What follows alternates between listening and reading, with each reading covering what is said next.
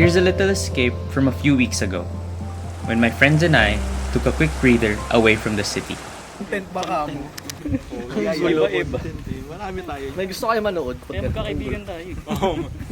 So ano yung title ng video? Random. Hindi. This was in Ambuklao Dam, just an hour away from Baguio.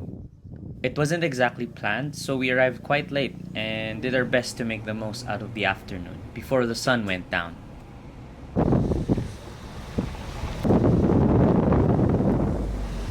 We then drove up higher to get a view of the river.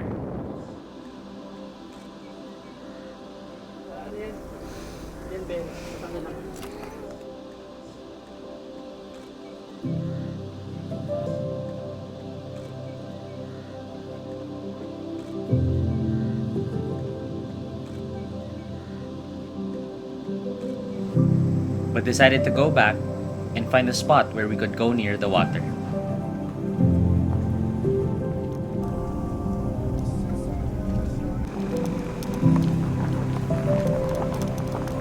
What's up, Ilek?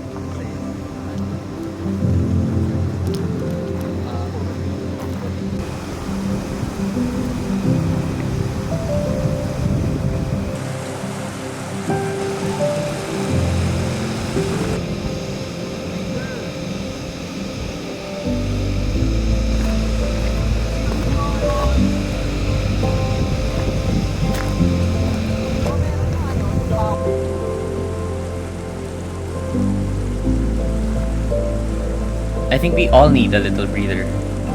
It can be as simple as being surrounded by nature or anywhere you'll find peace. How about you? What are your plans?